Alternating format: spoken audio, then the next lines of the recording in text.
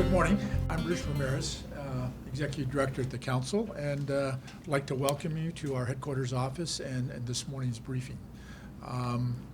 This year, CEC is celebrating our 90th anniversary, and over that period of time, the Council has been very focused on advancing public policy for the education of children with exceptionalities, and also creating the tools and professional development opportunities for our members, so that our members are providing the evidence-based practices that our children and youth need in their education.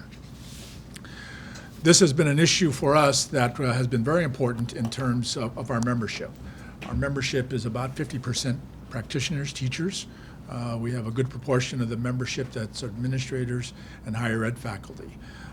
So as you can imagine, special education teacher evaluation is an important consideration for the membership. And while our position paper basically focuses on teachers, we all know that performance evaluation is going to be extending to our school-based administrators as well as we move forward. Our position received a great deal of vetting within the Council, as well as the involvement and work of other experts in the field. We had over 600 of our members comment on the position statement in a draft form that was then used to basically further refine the position. Last night and afternoon, we conducted 2 webinars on the performance evaluation position, and we had over 500 folks participate in those webinars with regard to the interest. It's a very high interest area for us, and we're very pleased that you've been able to join us this morning so that we can have a dialogue on the position and further discuss its implications and its power with regard to our work. As we all know, this area is an area of high priority across the nation in our schools, and will continue to be so. And we look forward to working with all of you with regard to your associations, the education community, as we all move forward in this area. Thank you, Bruce. Good morning. Welcome to CEC. We're pleased to have you with us this morning. We appreciate your partnership with the Council for Exceptional Children, and we look forward to working with you as we begin to implement some of the components of this teacher evaluation position. So I'm going to share with you just a few of the logistics this morning. You have an agenda in front of you. We have some featured guest speakers. Lindsay and I will initially give you an overview of the position. Maggie McLaughlin, who is our CEC president, and I'll introduce our panel in a few minutes, will give some overarching remarks about the vision of this position and where we hope it will go with our membership and how it will unfold in an implementation process. And then our panel will speak about their experiences in the field, both from an administrative point of view and a teacher point of view, a special education teacher point of view. In your packet of materials, you actually have the position, which is the colorful document. There's a background information in the document that gives you information about the research and some of the issues that we're finding in special education teacher evaluation, as well as some examples of practice across the nation. Now, these examples of practice are not necessarily ones that we're supporting or endorsing. They're just information to give you a sense of what's happening across the nation. And then finally, the actual position itself begins on page 9. Now, if you're interested in a smaller version or just the position itself, up on our web we have a 4-page document that you can feel free to download if you just want to have a 2-page document to use. Let me tell you a little bit about our featured guest today. To my immediate right is Dr. Maggie McLaughlin. Maggie serves as the current CEC president, Council for Exceptional Children. We've had the great fortune of her leadership this past year, and she is winding her year down, and she will be finishing at the end of December, but that's not over for Maggie, because she will continue as past president. But too happy, she said. we were very fortunate to have Maggie in the position that she was in during this time because she has a great interest in special education teacher evaluation. Many of you know Maggie has done a lot of research and work on school reform issues, and this is one of the top school reform issues that we're addressing. Maggie is the Associate Dean for Research and Graduate Education in the College of Education and the Professor, Department of Special Education at the University of Maryland, College Park, when she's not being our CEC president. So the other good thing for us is Maggie was just around the corner, so it was really nice. We were able to engage a lot with her throughout the year. To her right is Jane Quenneville. Jane is the Director of Special Education in the Alexandria City Public Schools. She has 28 years of experience in the area of special education, so she's been around the block. She's held lots of positions in special education. She was an occupational therapist, an assistive technology specialist, and a special ed coordinator. To her right is Donna Sacco, and Donna is a nationally board certified special education teacher. She's at Drew Model School in Arlington, Virginia, and she is currently teaching in a self-contained classroom with students with disabilities, young children K through 3. So beginning with those early intervention programs, which we know are so important. She's also the president of the Council for Exceptional Children unit in the District of Columbia, so providing leadership to that unit and the members in DC, and she is also on our board of directors at CEC. So again, we've been very fortunate to have Donna's expertise and her point of view on a number of issues throughout the year as a special education teacher. Let's talk about how did we get here and why. Well, I don't need to tell probably anybody in this room how we got here because you are all dealing with the same issues that we are. So we have the political context. We know that there has been a great focus on school reform from this administration, from the Department of Education, from the White House, and part of the school reform efforts have emphasized looking at reforming teacher evaluation. We know that many teachers feel like their evaluations are not conducted in ways that are most efficient or effective, and that don't provide them any good feedback for helping them develop their knowledge and skills for the future. So teachers are really looking forward to having really quality teacher evaluation, and I don't think you would talk to many teachers who would say, do we want a good teacher evaluation? Of course they do. They want to grow, they want to learn new techniques, and they want to be part of their community and their school and in their district and provide the leadership and the services that are so important for young children and youth and their families. So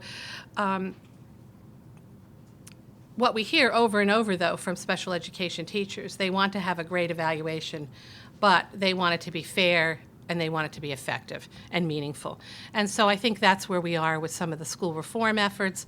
We know that there are varying stages of implementation across the nation through Race to the Top, through the waivers of the Elementary and Secondary Education Act. Teacher evaluation and administrator evaluation are a big part of the reform efforts. So CEC began its work in 2009 on this issue, and we've been working on it diligently over the time to get the opinions of our members. And through board approval and through board leadership and the leadership of our president, Maggie, we moved forward with creating a position on teacher evaluation.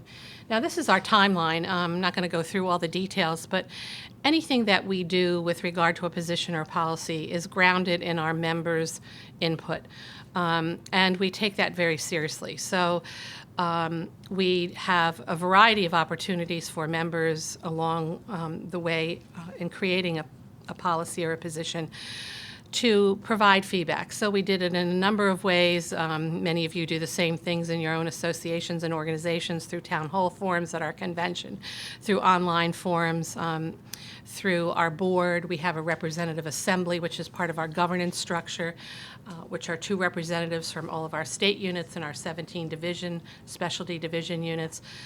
So we had more input than we ever thought we'd get on a particular topic, and when we put it up online, within days, the email box was growing and growing and growing. We kept hearing the bing, bing, bing with the email box. And by the time we finished which was only a month, we had over 600 responses. So Lindsay, Kim, and I carried around those responses all summer, reading them, rereading them, grouping them, trying to get a sense of what our teachers really wanted to see in a teacher evaluation.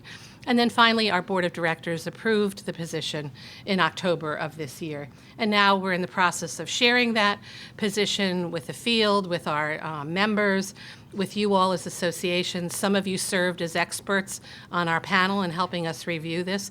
We wanted to make sure that it was also grounded beyond our members and our teachers to be collaborative and to coincide with other initiatives that are happening out there. We know that ASHA has a very extensive statement on speech and language pathologists, so we wanted to make sure that we're in line with that. The elementary principals also, secondary and elementary principals also released a document on administrator evaluation. So we want to make sure that we're collaborating with the experts out there, with the associations, so that we come to the table with a united voice on this particular issue, and that's so important.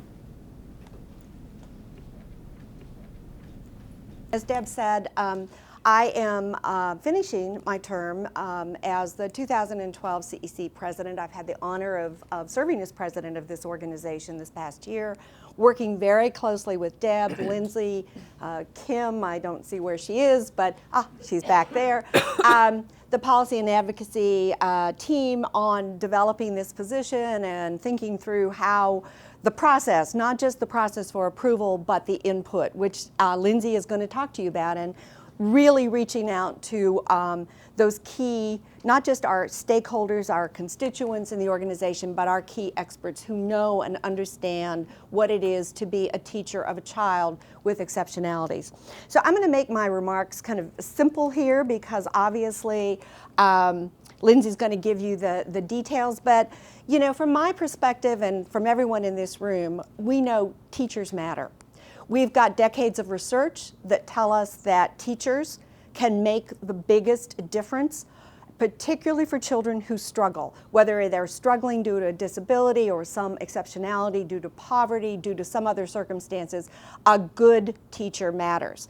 And we've spent years and millions of dollars trying to determine what makes a good teacher, how do we prepare a good teacher, how do we know if we have a good teacher.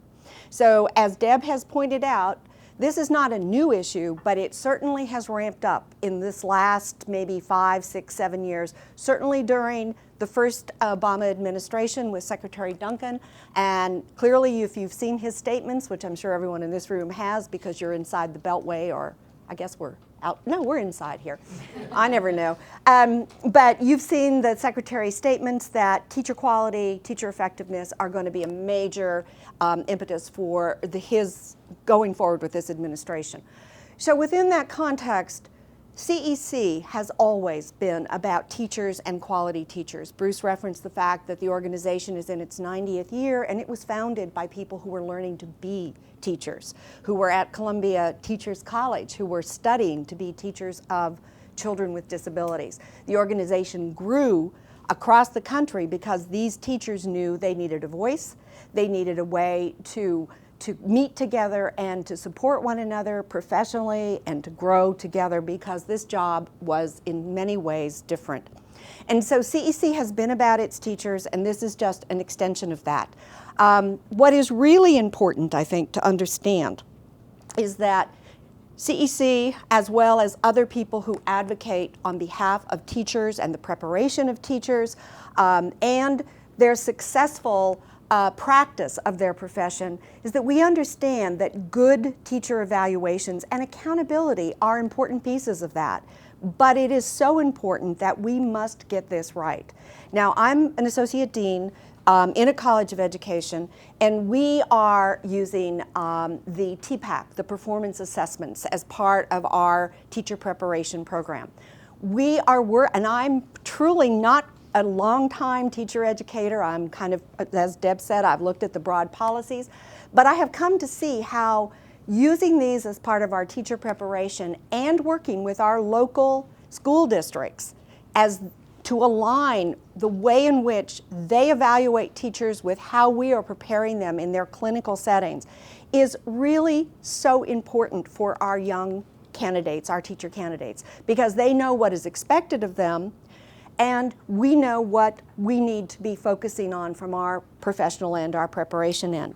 But again, we need to get this right. So what about teachers of children with disabilities? And this is where we began as a profession, and certainly with the leadership here within CEC, to say, you know, we agree it's important. We don't want to exclude these teachers any more than we want to exclude the children from these important reforms. But we need to understand what we're talking about when we talk about a teacher who deals with children with exceptionalities. We have one here who will attest to what I'm going to say. We tend to think about a teacher of students with learning disabilities or autism spectrum or behavior disorders as this, she does these 5 things. Well, within any of these categories, and I'm probably preaching to the choir here because many of you know, there is enormous, enormous variation and needs, learning needs within those students. And so any given special ed teacher who is effectively practicing her profession or his craft needs to take a variety of roles, needs to do a variety of things in any given day. Direct service, individual tutoring, supports accommodations, designing through universal design, the curriculum, consultation. These are roles that vary, and they vary from what, quote, many, not all, maybe the general grade level teacher does.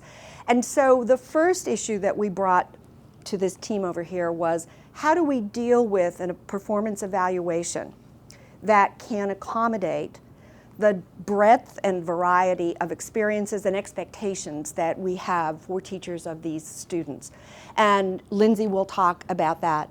A second big issue that probably we all share is, how do we use student performance or achievement data as part of a teacher evaluation, particularly when we look at some of the issues that we continue to face with getting valid assessment data for many students with disabilities. Hopefully the PARC and the CBAC, I think I'm pronouncing that correctly, will address some of that, but I'm not so sure that we're there yet. So we have issues with value-added and concerns about where we are with the use of student data. Not that we want to exclude student data, but there are challenges there. And the other challenge, of course, is that we have special education teachers who are distributed, allocated, I guess would be the term that the administrators would use, somewhat differently across schools. They're not staffed the same way that other teachers are. So when you're aggregating those numbers up for an administrator's evaluation or for a school-wide evaluation, you've got differences because you have different numbers and types of these teachers. Those are just some of the most obvious issues. And so when we started with those issues, we said, look, we need to delve into this. We're not rejecting teacher evaluations. We're not rejecting and saying that we should not be part of this, but as I said before, we need to get this right. So I'm very pleased with not just the work that you all have done, but the response that we have from the teachers and those people who practice in our field. And I'm sure you're going to be excited when you hear what Lindsay has to say about the actual position. Thank you so much, Maggie. It's been a really amazing experience being able to work with you through this year, and I want to personally thank you for pushing our organization to work on this issue, which I know everybody in this room probably knows even a lot better than I do. So let's get right at it. As you can see on the left side of this screen are some of the components. What I want to do is highlight for you the areas we picked out and talk about a couple things in there that we think are most important. So the first area that rose to prominence, you've heard it through all of the remarks, is that we believe that there are some fundamental system components that need to be in any system. The first and most important is that there should be in schools one system. We see too much fragmentation. We hear constantly from our members that special education, general education can operate in silos, that people in some cases don't want to own every kid, are concerned about who's responsible for what. One system has to be in place for everyone to ensure everyone shares common goals, common language, common responsibility. Additionally, the 3 bullet points that are under that really all talk about one thing. This system, in our view, needs to be real and meaningful. What does that mean? It has to provide constructive feedback that means something. It has to do that on a regular basis. There has to be regular interaction. It needs to be maybe more structured like a coaching relationship. It can't be, I come to your classroom once for 5 minutes in December and once for 5 minutes in June or May. It needs to be something where it's an ongoing dialogue. We realize a pressure on the system. It's going to be time, it's resources. But if we're talking about making a real difference for the achievement of students with disabilities, constant feedback and a good dialogue and relationship has to be something that we aspire to. Next. This is something Maggie just spoke very eloquently about it, and we heard it from a lot of our experts. Maggie mentioned that we, and so did Deb, discussed our process for sending this policy out to experts. The first, of course, for us at CEC, our experts are our teachers. What are you seeing and hearing in the classroom? And the first thing they said was, people don't really understand my role. They don't understand what I'm doing day to day. As a former attorney, I wanted this to be really strong. We talk about identify the complex role of a special education teacher. To me, I feel like your job evaluation has to be based on a mutual understanding so that you go into it and know, what am I expected to do? And the person who is evaluating you has a similar expectation. That's across the board for any of us.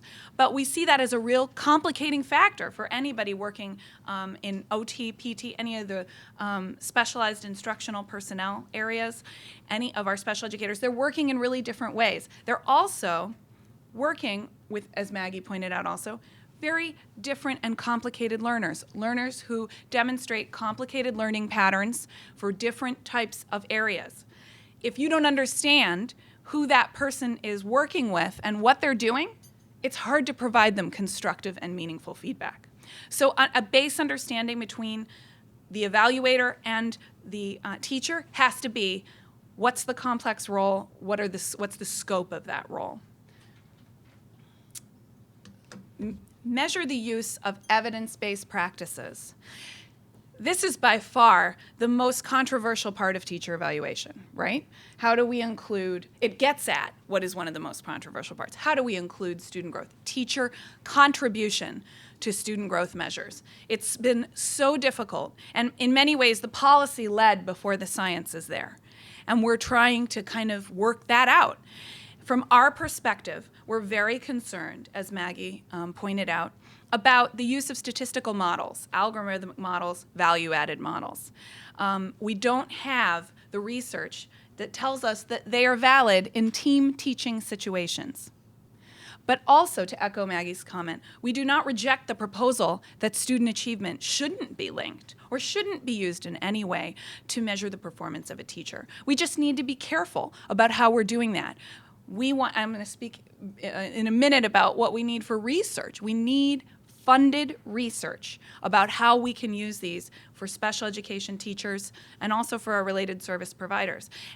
Just to talk again a minute about what Deb and Maggie also spoke about, these experts that we sent it to. We sent this position, draft copies of it, to many of you in the room, in your associations. We sent it to assessment experts, other policy perspective experts, should I say. Everyone saying, please give us some information about this. Give us your feedback. We had some amazing comments come in from several of the researchers working at ETS.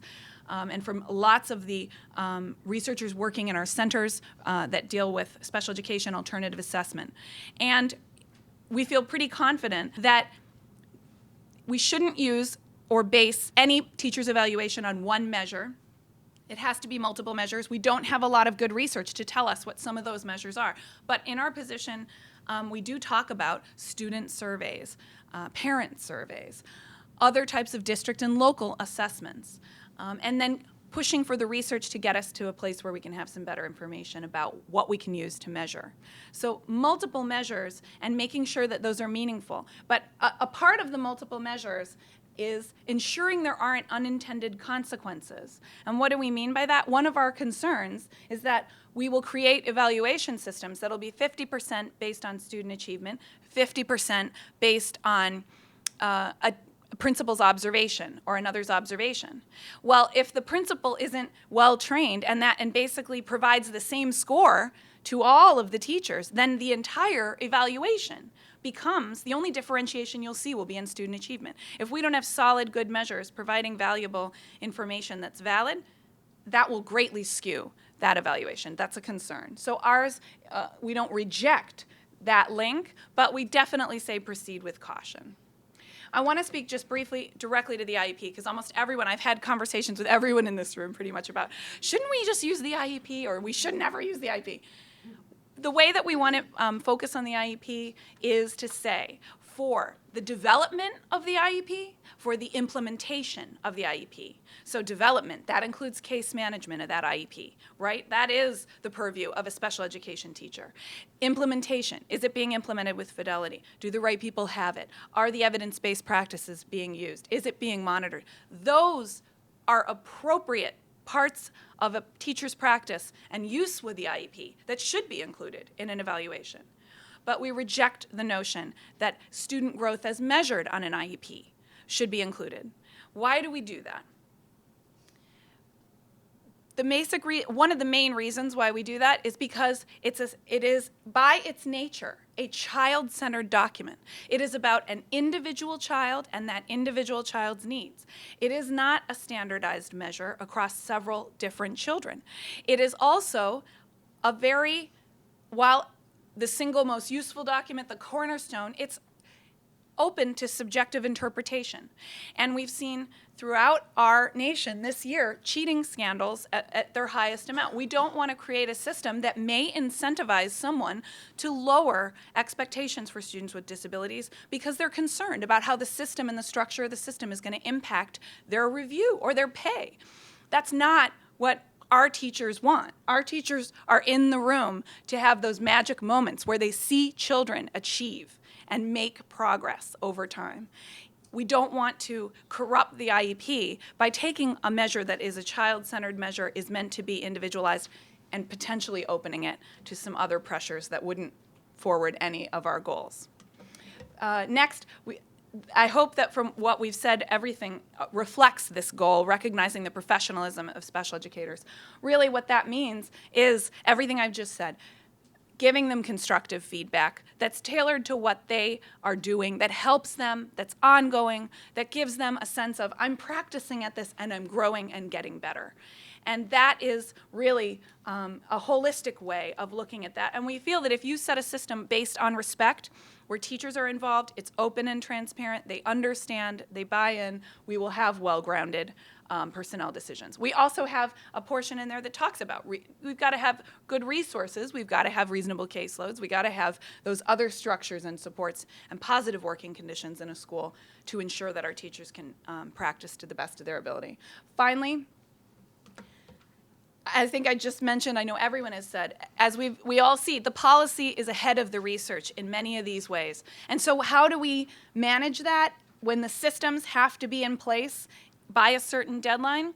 We hope policymakers are speaking at the state, district, and local level. And they're creating systems that can be flexible enough to allow for change over time. And that's a difficult thing, but we certainly hope that that's the goal, that open line of communication is achieved. That's what we're pushing for. We also, as I said earlier, are asking everybody and their brother, please fund research on this. Please fund some research about how we can get some good measures. And finally, as I've stated kind of throughout, one of our big concerns is intended consequences of the system and unintended. And how do we think of unintended? You have to really sit and carefully think through all of the options, all of the possibilities that may happen. So we are really hoping that when people are putting these systems into place, that is one of the things they're doing, is taking some time to consider where may this take us and is that a place we want to go. So that is our position in a nutshell. I'd be more than happy to speak with everybody here has my email. I'd be more than happy to speak with you about any questions you have about it or any ways it can play out. I'm so excited now to pass this over to the administrator perspective, the teacher perspective, to give you a little bit of a sense of where we are with that. Just a little bit more about me. I've spent 21 years in Virginia Beach in a variety of positions, as Deb said, and have been the director of special education at Alexandria City Public Schools for just the past 2 years. So going into my 5th year there. Manage approximately 50 people in my department who support schools. Our major focus areas are inclusive practices, autism services, assistive technology, and career and transition. And everything we do centers around instruction and the impact on student achievement. I'd like to talk a little bit about how we built our teacher evaluation system. We started in December of 2011, really conducting a crosswalk between our current system and the system that was proposed by the Virginia Department of Education. I think we were fortunate in many respects because Dr. James Strong from the College of William & Mary was instrumental in both systems, and so we found quick connections very easily. We had about 26 members on our committee, and we started the work actually in January of 2012, really looking at the domain areas of professional knowledge, instructional planning, and delivery of assessment, learning environment, professionalism, and student academic progress.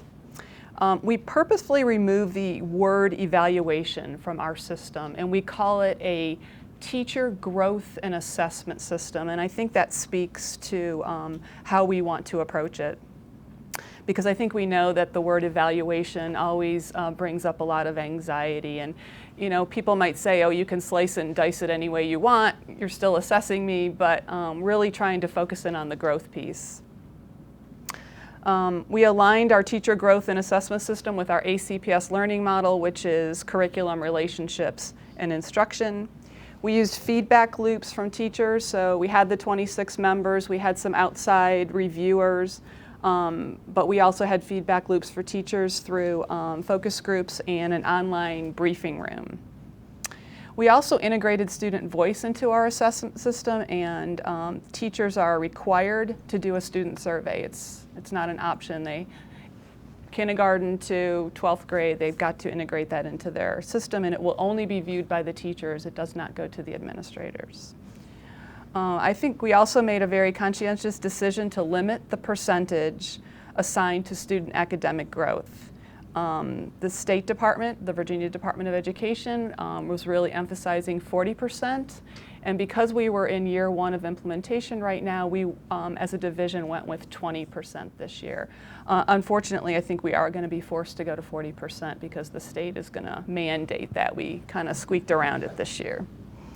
And I think it's important, like Lindsay said, but I don't know that we really feel that it has to be so heavily weighted at 40%. But again, you know how that everything kind of trickles down.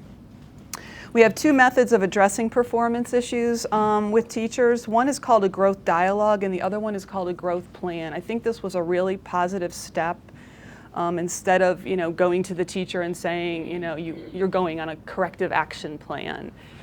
We've instituted a growth dialogue, which is just a dialogue between the administrator and the professional to maybe there's a couple things that they've observed and they need to be tweaked. So you just have a conversation, you document that in the dialogue, you give it a timeline, and then you come back and revisit it versus developing this grand plan that goes on and on and on. And as Donna and I were discussing, gives you more work to do. So ultimately, I think that's something very positive. I'd like to speak to a couple of the challenges that we've already kind of spoken about, but from my perspective, we all know that special ed teachers are in so many different teaching and learning environments at this point, whether it's a resource room or a self-contained classroom or a co-teaching environment. I kind of see this as an opportunity to kind of deflate the nemesis of your kids versus my kids in the co-teaching situation. I mean, we've been fighting this for years, and we're going to continue to fight the good fight for many years to come because it's not going to go away tomorrow. But I see the accountability system for both teachers. It's like, why can't we just be accountable for all the kids in our room? I'm not sure that we need to slice and dice it and say, okay, you are just for the special ed students and you're for general ed. Then we continue to perpetuate that, your kids versus my kids. So I see that as an opportunity. School-based administrators need training on what to look for in each of these different teaching settings. We've done a couple different things in our school division. We've created a rubric for our autism classrooms that's obviously very intense, but we've trained our administrators, and our central office folks support the administrators in the evaluation of those teachers. And we actually go in and we evaluate them, and then we share that information with the principals. So I think that's helped, and we've also done an inclusive practices checklist and observation, and we've done inter-rater reliability with the principals. So we go in together and determine, what does a 2 look like in this category, what does a 1 look like, what does a 0 look like. But we probably need to do that for other classrooms as well, especially for our more severe and profound students that are in a self-contained setting.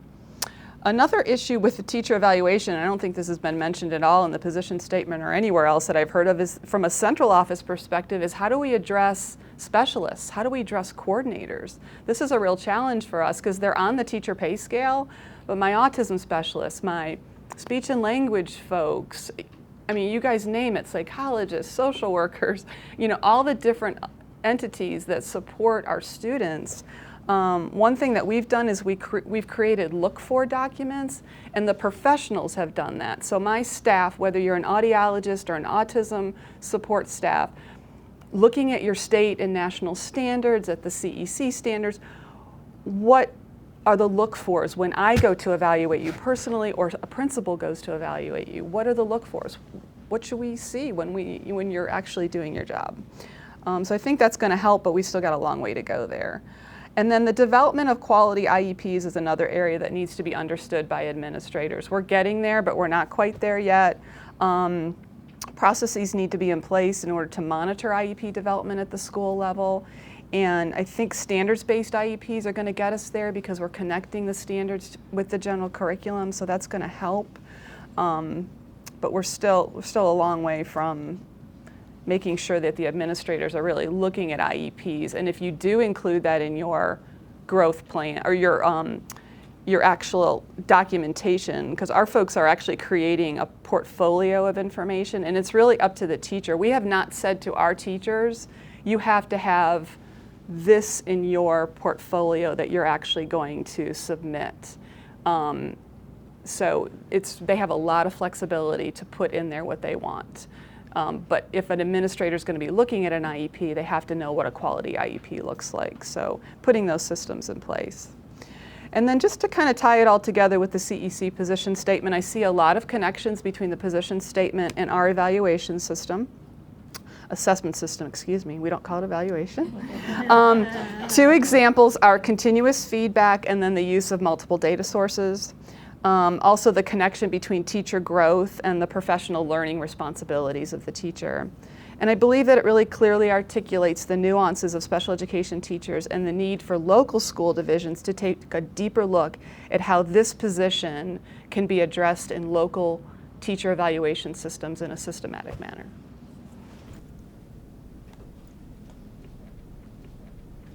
I just want to start out with giving you a little bit more about what I do and my background. I'm a career changer. For the first 20 years of my career, I was a professional actor in New York in film, television, and theater. So I've taken that, and it informs my instruction in the special education classroom today. I have my master's in bilingual special ed from GW. I am also certified in special education, ESL, and of course theater. And I'm nationally board certified, which for special educators is exceptional needs specialists, early childhood through young adulthood. Think about the span that includes, not just to mention the standards, but whoa. As was mentioned, I'm president of the DC CEC unit, and I'm on the board of directors for the CEC. I'm on the advisory board of Learning Through Interdisciplinary Frameworks for Teachers at GW. It's a grant through the U.S. Department of Education. And I'm also an adjunct in the bilingual special ed program at GW. this is what my current classroom looks like. And I have to say that I started out last year. I've been working in Arlington Public Schools for 11 years as a special educator. And for the last 3 years, I was in a multi-intervention program for students with autism. I decided to switch over to the resource side this year in my school because I was on the leadership team and I felt as though I could bring more to my school in teaching the staff about inclusion, about how to work as a team, how to co-teach. Well, when I got my caseload, things changed. It became very quickly a self-contained classroom, and every year I have to learn a few different things. It depends on what my caseload is, and I've been very fortunate this year to get great support from my special education, director of special education, who happens to be here, but I've gotten remarkable support from her. I want to say what I was hearing around and what I initially felt when I heard that we would be evaluated, special educators would be evaluated on student performance. The first reaction was this. Teachers were saying, no, you can't do that. And they thought that they'd be having their classrooms totally turned upside down, misunderstood, that my students aren't going to pass the SOLs, what am I going to do? Well, I love this quote, which is, there's a principle which is a bar against all information, which is proof against all arguments, and which cannot fail to keep a man in everlasting ignorance. That principle is contempt prior to investigation. I love that. And that's really what I felt so many special educators, teachers in general, all teachers were feeling about the teacher evaluation process. Contempt prior to really knowing what it was going to look like. Now, I have to say, in some states it is very suspect. But, in fact, I was lucky enough to be wheeled out with the CEC once before last February to go, and I was so fortunate to go to the White House for a roundtable discussion. And what I brought up at that point is when I walk to the threshold of my classroom every day, the sorts of skills that I have to meet those student needs are so far-reaching. I have to understand, like this year, as you saw, I have K through 3rd grade. I have to know the curriculums in all areas of curriculum for those 4 grade levels. I have students who have a variety of disabilities. I have to understand each one of those disabilities. I work with 8 different teachers. Now, my caseload and my situation is not very different from other teachers, special ed teachers around the country. But I get a student who's nonverbal. I have to learn how to use this. What assistive technology is going to work for this student? I had to go and learn sign language, a functional sign language to use within the classroom. A lot of these trainings that I did to work with students with autism or now working with students who are oppositionally defiant, have oppositional defiant disorder, all of these things, I have to go seeking those trainings. And not just trainings like, let's see if someone can give me some information. I mean, I seek the best training I can possibly get. And I've seen through Arlington that we're even getting better and better professional development at a higher standard than I had seen in the past. This is another quote that I really, really love, and this is what I keep up in my classroom. I keep next to my desk so that I'm thinking about this all the time, and it's by Marie Clay. Teachers must find out what children already know and take them from where they are to somewhere else. All children are ready to learn, but they are starting from different places. It's the teachers who need to know how to create appropriate instruction for where each child is. And I bring this, as a leader in my school, to all teachers. Every child who walks through that door wants to be successful. Not one of them wants to come in and be sent to the principal's office and miss instruction. But not all of our students are available for learning, whether it be sensory or whatever the issue happens to be. The things that I really appreciate in the CEC position here, the historical perspective that they gave us, delineating the challenges of the system evaluation process, effectively describing the multifaceted nature of special educators, the challenges evaluators have to better understand special educators' job, and it delineates effective evaluation systems. That's multimodal. So, there's no place like home. I have to say, Arlington Public Schools, I'm so happy to report in looking at their teacher evaluation system really has come to, they have 7 standards. It really follows pretty closely aligned with what the position of CEC is, and I'm very fortunate for that. Because I feel as though my administrator, I can tell you over the years of working with different administrators, some of them know maybe an eighth of what I really do in a given day, or like through a school year. I had one say, I said, do you want this list of what I've done this year in terms of professional development, et cetera? No, I don't need to see that. Well, like that's what I do. I'm proud of all that work I do, and she could care less. That's what it was. She's like, you're good. I don't need to know anything. Well, no, I actually really want you to know because like it's fairly important. And we also have administrators who are, some are stronger in understanding the law or the IEP process than others. Anyway, I feel as though in Arlington I have several modes of being able to bring what I do to my evaluation. So looking at the results of teacher evaluation, if it is tied to high stakes testing, this is what we get: frustrated students. But something resembling the CEC position, I think that we get creative problem solvers. We're not sitting there, just drilling our students. We're not being driven, we can be more creative educators. We can approach the curriculum in a multitude of ways. And also what you get is, tied to high stakes testing, you get ineffective teachers, and you get, resembling the CEC position, you get creative problem solvers again in the teachers.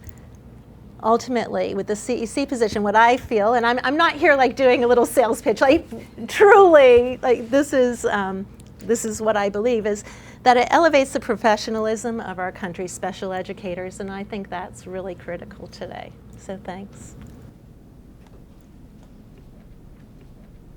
Let's turn to some questions, comments, thoughts.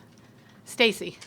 I'm struck by when I read your policy position and read ASHA's, and we have one too, the similarities and the commonalities across these positions to me speak to how evident this process should be, because the same kinds of things keep coming up in each one of them, and yet I'm struck by how many policymakers either are uninformed about this or don't really care, or are just determined to create policies that don't really reflect these types of things. And I'm curious what you think. You've got gobs of experience at this game. What are some of the things that you think could really change the course of this in terms of really trying to get states and locals and the feds to start really being much more responsible in the design of the policies around teacher evaluation? Yeah, it's a good question, Stacy, and an important one. I'm not sure I have all the answers collectively. I think maybe we do here in the room, but certainly communication is the key. So getting this information, getting the words of our teachers and our administrators in the field, your school psychologists up to policymakers, whether they be at the on the Hill as members of Congress or the administration and the Department of Education. And so I know that in January we'll be taking our position, as many of you have with your own positions, onto the Hill, working particularly with new members of Congress, helping them to understand it, but not neglecting those seasoned members of Congress. We'll be meeting with the Department of Ed in January as well to talk about how we might move this agenda forward with OSEP and the Secretary's office. So I think collectively we need to be proactive. We didn't talk about the advocacy side of this message today. We wanted to speak mostly about content, but that will be our next step in really moving this forward so that people begin to understand what are the complexities behind special education evaluation for teachers. So collectively, I think that maybe we need to think about this with some of our coalitions, Stacy. Maybe you have some ideas about this where, we might go up together. And that's why we hoped, to bring you all together so that we can begin that dialogue. Maybe we take the ASHA statement and the NAS statement and the school principal's statement and our statement, and we go up together and, with a united voice. That united voice is always better, that we're together on this. Other ideas maybe on this one? Yes. With the Secretary of School Principals, and we put out our report in September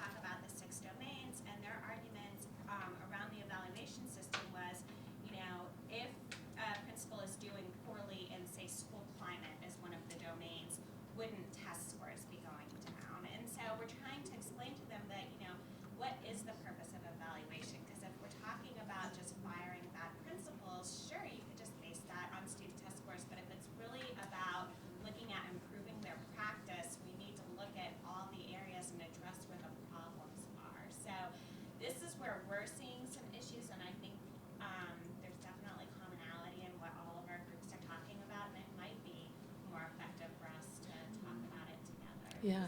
We had some really scary conversations with middle staff recently. You know, just a comment on that, and we'll move on to the next comment. You know, oftentimes principals come up in this discussion as kind of the bad guys, and that's very unfortunate, and I hope we're not portraying that in our position. They have a lot on their plate, as do all educators. And to think about the job of a principal or assistant principal in a building who needs to know all of the curriculum, all of the different professional roles of the art teacher, the music teacher, the science teacher, the speech pathologist, the special ed teacher, it's a huge responsibility. I mean, to understand that and then manage a building operationally, keep it going. You know, the principal has a very, very key role, and we know from the research and the literature that the principal sets the climate in the building.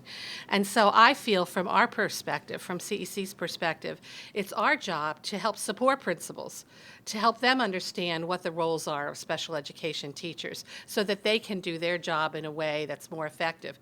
So how do we collaborate in that manner to give principals the information that they need to conduct better evaluations for special ed teachers? So I think if we look at it from that perspective, how do we support each other in this, you know, important work that we're doing? Myrna, I saw your hand, yeah. Myrna Matlowitz with the School Social Work Association and the Learning Disabilities Association, a bunch of other associations. Just to follow up on Stacy and Amanda's comments, and Deb, you were talking about going to the Hill. I see this actually as something that's come out of the administration that we really need to address as well. When you look at the school turnaround models, you look at the focus of various grants that have come out of the department, they really are focused on cleaning house, on test scores. So I think that that is reflected in, you know, everything that comes out of the department, and until we really get in there and have some serious discussions about this, we're really not going to get very far on the Hill either, because, you know, there are people on the Hill, at least on the Democratic side, who listen very closely, whether they agree or not, with what the department says. So I think it's a more systemic and deeper issue about the whole idea of what education reform really is. So, and this is just one component of it. So I see that as a dialogue also that needs to take place. Yeah, good. Nancy. I'm Nancy Reeder with the State Directors of Special Education. I really want to agree with all the comments that have been made because I think they're all critically important. I think one of my concerns is that what I see happening, and I think one of the speakers mentioned, I'm sorry, I don't remember which one who said it, about the policy getting shape before we had the research to back up what was being proposed. And we saw how well that worked with No Child Left Behind.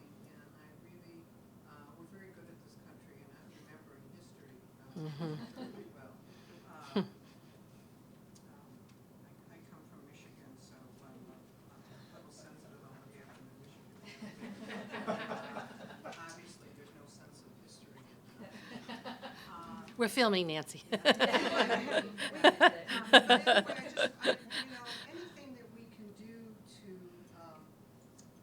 because I support everything that all these comments have been made, if there's anything that we can do in the research round to back up where we're coming from, I think it would be helpful. And if anybody's got any ideas about that, or knows of any research that's being done, I think it would be great and a big help as you go forward and promote your position, which I think is great.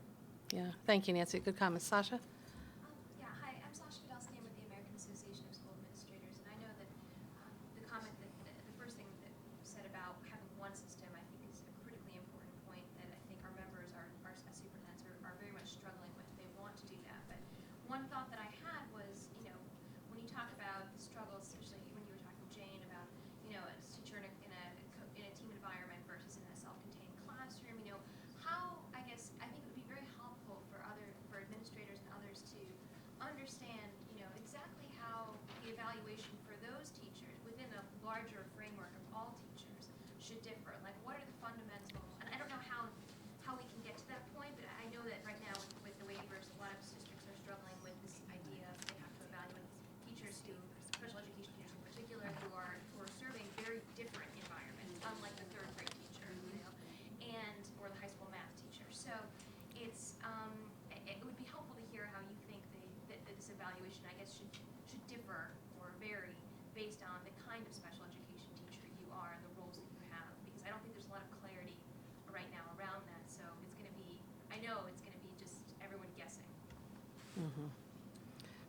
So good, I'm taking some notes and, you know. I think that goes back to what I commented about on the look-fors. You have to know what each environment entails. What does Donna's environment look like versus a co-teaching? And so that's our first starting point. And we actually are starting that at the central office level through my department. So now we have to take that actually back down to the teacher evaluation system to say, here would be the look-fors in a resource room, here are the look-fors in a self-contained setting. And then when you look at the self-contained setting, you've got multiple factors in that particular setting too. Because if you have a class with severe and profound students with multiple disabilities, that's very different than what Donna has. And so what does that look like? What are the administrators looking for? I agree, we cannot go to multiple systems. We have to have one system, but we need supporting documents to help the principals understand what they're looking for. And then I think that's where we're going to head from my perspective. Do you know if there are collaborations happening around creating these supporting documents at the state level? I'm just thinking of small rural school districts that they may have one special education administrator whose job it is to identify all of these things. Nancy, do you have a sense of that? I don't. What might be happening from a state level? I don't even know if anybody's thought of that, to be honest with you. I don't think that people have gone to that I level. was just saying, you know, are people learning from each other, I guess, in some kind of systematic way about, you know, is Alexandria, for example, sharing what they're doing with Arlington, this is our system, this is the guy, and is there a collaboration happening that's organized either at the state level or that is happening at a more local level? I don't think we've gotten to that point yet because we're all new to the system. I mean, we just started in September. They were just developed, so we're not there yet. But I think we should be headed in that direction. One of yes. the things that, go ahead, Nancy. My sense is that it's a top-down system coming from the states, and maybe there are some people from the local level who are involved with the development, but my sense from what I'm hearing is that it's just being pushed out at the state level with or without special ed input at the state level. One of the things that we did this fall is we participated with our Council of Administrators of Special Ed. They are the local directors and supervisors of special ed in every local school district. Jane is an example of one of those individuals. They have an annual meeting. We spent a morning talking about teacher evaluation, and so we had a lot of good sharing and opportunities to look at what's happening across the nation, sharing good practice, and in some cases sharing practice that's perhaps not so good. I think we need to do that in a more systematic way for the future. Just briefly about this, and maybe we can get some information also from Donna on this one too. But one thing that I didn't point out in the policy that we do talk about that goes to what you're saying is it may be possible for in some of these places, or it may be necessary to have teams of evaluators who are not at a school. A rural school is a perfect example. Do you need a consortia? So it's somebody from outside the school. We explore that a little bit in the policy, and I know these are two urban districts, relatively urban districts that we have represented here.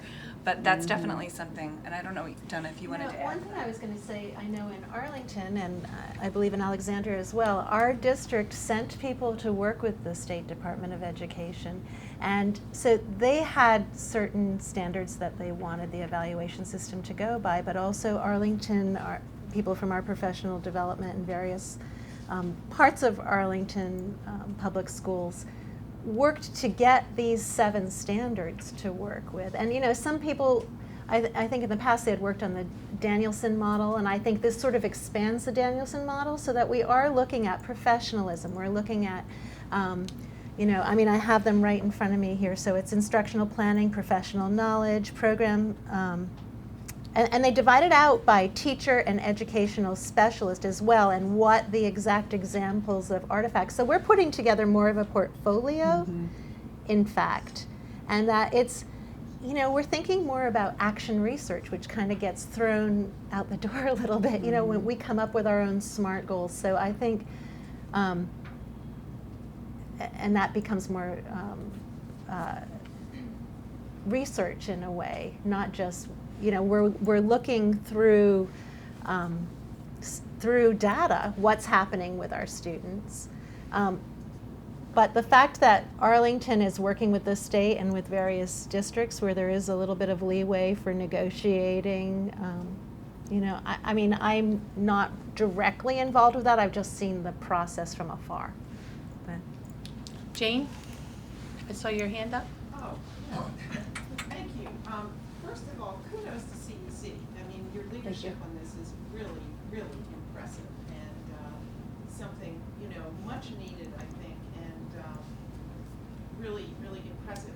You know, what strikes me is not only the similarities between some of the other related services professions, but general education too. I mean, you know, there is quite a bit of research out there challenging the use of value-added and evaluating teachers at all. And, you know, one researcher, Henry Braun, was at ETS for years, was down in Boston, said that, you know, you simply, unless you have random assignment of students in the state or really in the nation, there is no way to control for the variance in student characteristics. And, you know, that's a pretty bold sort of assertion to make, and I know that that's, you know, not unchallenged, but I think that really with this very thoughtful document that's so positive too, you know, really position CEC to kind of lead this dialogue among all of the education community. You know, one of the things that seems to be unfolding is lawsuits. You know, I mean, of teachers being evaluated with significant use of value added, and we've all read the stories. I think I emailed you one recently, Lizzie, of, you know, like the teacher of the year being evaluated as ineffective and losing their jobs. And I know in some states, the way they are evaluating special ed teachers, not nearly as thoughtful as Arlington and Alexandria certainly, is to sort of take the average value-added score for the school and assign that to the special ed teacher, or to take the other teachers on the same grade level and get their average. And I think there will be more legal challenges to this sort of thing. I mean, it really raises so many questions on the face of it. So there's just so much going on in this field, and I do think it's really driven by the administration that has really made this a very obvious, you know, statement sort of priority. I guess the other thing, and I know we've had some conversations about this, is that it appears to be really growing and expanding in its use with the mandates under the waivers and Race to the Top. And now in preparation, we're seeing the value-added move to teacher preparation, whereby the graduates of a program will be linked to the value-added scores of students, and then the preparation program will be graded based on those value-added scores, which is yet, I mean, the first thing I learned in my statistics class was you don't use an assessment for something other than the purpose it was designed for. So it seems that on the face, is that right, Maggie? Are they still teaching that? They're still teaching it. She got her doctorate with us. You have to Yeah. first say, okay, what was the purpose of these assessments? And I don't believe the purpose was to evaluate teachers. The purpose was to make student growth. So there, you know, there's a research question there, and that whole validity and reliability question. So I'm not sure what my question is. I just, you know, really wanted to thank you for a job so well done and for your leadership. And that I think this dialogue is so important, and you're right, our policymakers seem to be, you know, sort of on a determined path, and I think the more they hear from their constituents and from, you know, teachers and administrators like you have here about the impact, and the more teachers start getting these high stakes decisions made based on things that are really questionable in terms of validity and reliability, the concern is going to grow, I think, as the high stakes begin to be applied. In the teacher prep world, the high stake that they're looking at is lack of access to student financial aid. So that, you know, if your program gets a C or a D, then nobody who comes there can get any financial aid. And again, there may be some merit to that notion, but as you say, we got to get it right. You know, I mean, we're using measures that are questionable, but thank Yeah, thank you, Jane. Yes. I'm Leanna Height with Education Week, and I kind of wanted to follow up on this issue of value-added and student achievement data. I wanted to ask Jane, you know, you said you're attributing 20% of the special ed teachers' evaluation to student achievement data, and I'm wondering what you're actually using for that right now, and when it moves to the 40%, as you think it will do, what will you use then? And then to follow up on that, I wanted to ask, you know, the paper doesn't really go into it, but what is CEC's position on what percentage of a special ed teacher's evaluation should be linked to student achievement, and B, if value added isn't ready, which is what I think the paper is saying, what should we use instead? Okay, I'm getting a high sign over from our filmers that we need to repeat the question, so I'll try to do that from the microphone. That was a very passionate and involved question. So the question was to Donna to talk about, to Jane, I'm sorry. About the 20%. The 20% and moving it to the 40%. To the 40, right. Perhaps. And what measures are you using? So the teachers actually decide on the measures. So it could be SOLs, it could be SRI, it could be PALs, depending on the grade level. The SRI is the Scholastic Reading Inventory, which measures student growth, and we do that 3 times yearly. So it measures student growth on the reading Lexile scores for students with disabilities. And actually, we do it on all students.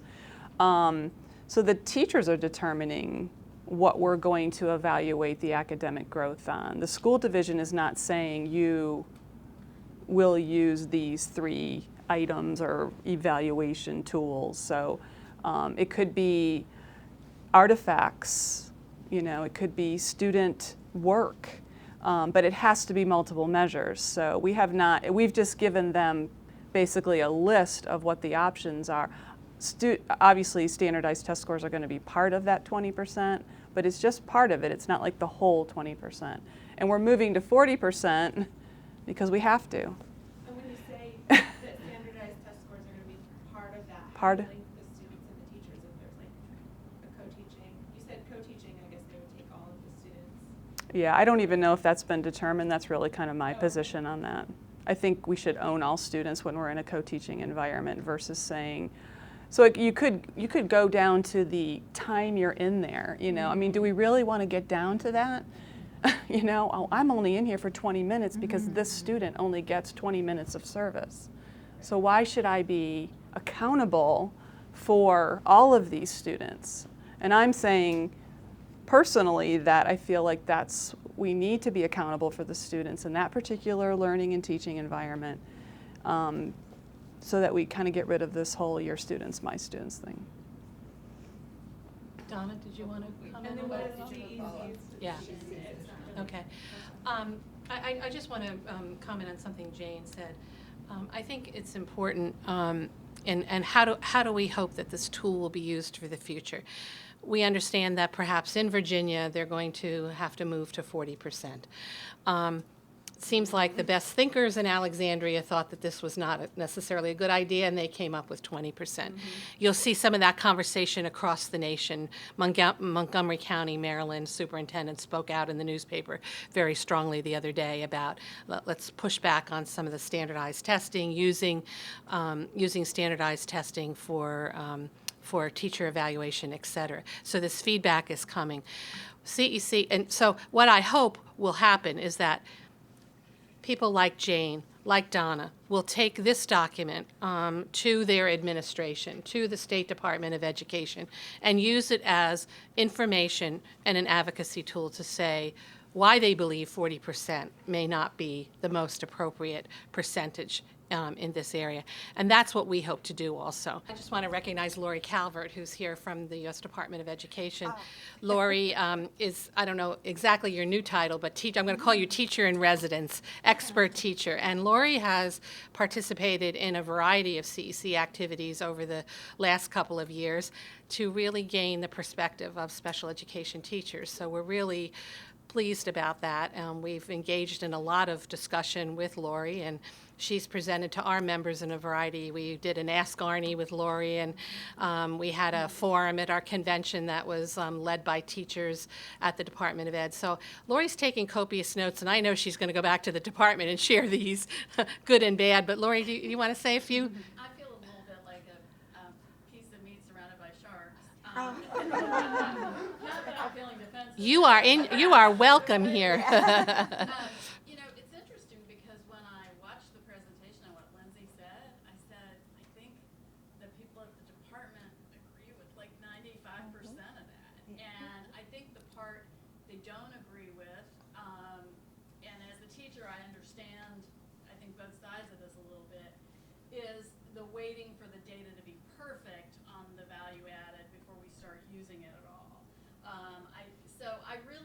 What I wanted to say is where I see the value added or whatever test score data is used. I mean, for instance, we're big on multiple measures and we don't need 2 tests or 3 tests, right? And we're big on parent evaluation and student evaluation and all kinds of things. But the reason it's working in Alexandria and Arlington, and the reason it works in a lot of places, is when teachers actually get in and lobby their local, district, state folks to get the evaluation system right.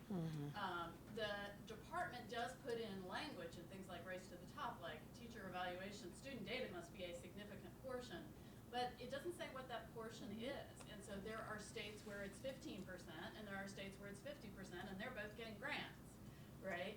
And some states have taken the position, well, let us put it in as a portion, and as the tests get more reliable and better, we will amp it up to a certain level. One example I wanted to give you, though, about this was in Tennessee, and we've talked about this guy a lot, this Drew Davison that we met. He is a music teacher in Tennessee, and he was really frustrated because his school, the way they were using data to evaluate him was every art or music teacher was told, pick either you want the reading scores associated with you or the math scores Yeah. associated with you. And he was really frustrated by this. So what did he do? He's in Memphis. He organized a committee. He got in that district 1 teacher of each of the arts areas. So there was a dance teacher, a practical arts, a music teacher, all that. And they developed a survey and surveyed all the art teachers in the area about what would be a good way to collect data on our learning. And then they piloted in Memphis, and they used a blind evaluated portfolio system that gets sent away to people who don't know them and gets evaluated. They piloted a system that now is going to be used in the whole state. And so it was because the teachers said, okay, they said you have to use student data, but they didn't say what data, and what you're proposing doesn't make any sense. And the other thing I just wanted to say is that a lot of these programs, Race to the Top, the waivers, all the stuff, have a portion in it that require the people who are applying for the grant to prove that they're talking to stakeholders. So when they're going through that, you ought to walk up to those people with your business card and say, I want on the committee. I want on the group. I want to be part of this discussion of this evaluation. So anyway, I could go on forever. Yeah. Well, Lori, thank you. That's all I'm gonna say. Thank you for being here, and you're in the special ed home here. You're not. This is not a Shark Tank, even though you may feel that way. But we appreciate your work and really helping to gain the perspective of teachers, and that's been important. And so we appreciate that. I saw a hand from Mark. Thanks. We're running out of time, so we're gonna kind of try to wrap this up. But Mark. Mark Sherman from LRT Publications. The theme that I'm picking up is that to the extent that teachers get to choose the measures that make sense for them in their classroom with their students, to the degree they have that kind of autonomy, either individually or as a small group, then it works. And to the extent to which the measures are chosen for them, it's going to be problematic. I wasn't aware that there was an element of autonomy in which measures are chosen. Well, we're still working with our administrator. I mean, that has to be signed off by our administrator with us. It's not like I just say, this is what I'm doing, and that's fine. I mean, our administrator sits with us and says, okay, show me your data. What are you thinking? And then we'd have a discussion about it. So you have a meeting at the beginning of the school year, you have a meeting back again in May to say, where have you gone? Personally, administrator, Arlington. Or you and your colleagues? We have individual conferences Okay. with our administrator. So each teacher may have some autonomy in this regard, or the ability to negotiate which measures are being used? In my school, with our administrator, Yeah. working with the administrator. We present to the administrator, we discuss it, and come up with it. So I don't know how autonomous that is. Yeah. But for But it's different based on our It has to work. be agreed upon. Yeah, it's agreed Between upon. the two parties. I think, And anything that I'm saying is my perspectives. Other people within Arlington may see things differently than I do, and I'm sure they do. I mean, some of the curriculum-based measures may be different for different students, Yeah. depending on their disability, depending on whether they're teaching math or science or reading.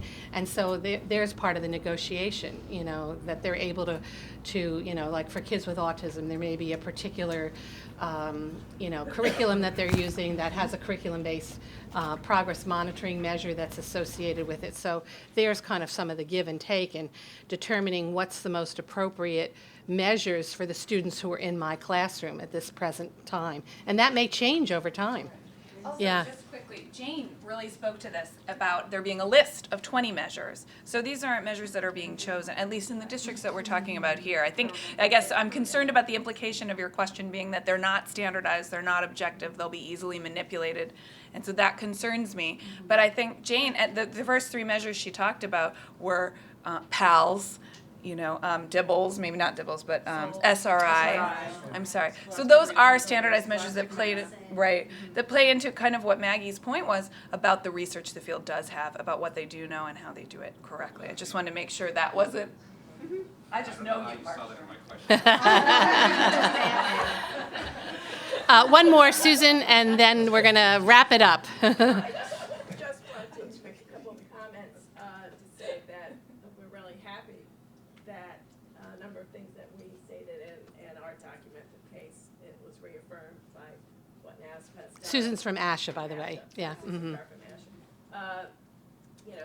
In what NASPA says, what you have all done, and that you're taking leadership on this, just wanted to reaffirm, some of the comments that you all said, because when we went through our process, we just seen how desperate some of our members are to have the latest research on this, and the advocacy work that we're doing on this to help them become involved in their states or local districts. And folks had said it's so important for the specialized instructional support personnel folks and the special ed teachers to be involved in the process, because so many times they're left out of the process.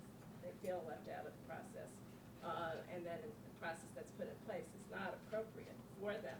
One comment I wanted to make, I don't know if you all experienced it with your membership, is that we had some members, though, who felt that we did not go far enough in our document. We yeah. outlined a number of these general principles similar to what you all did. They really wanted more data. They wanted something that tied themselves directly, that they could say tied to a test score, because that's the pressure that they're getting.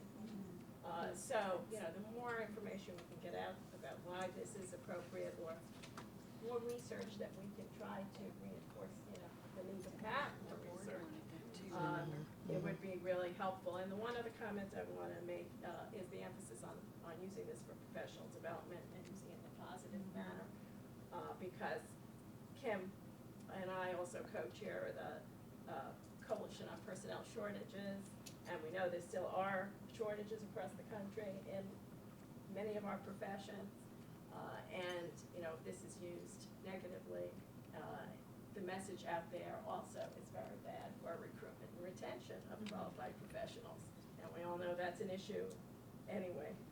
So, I think working together would really be Our members very powerful.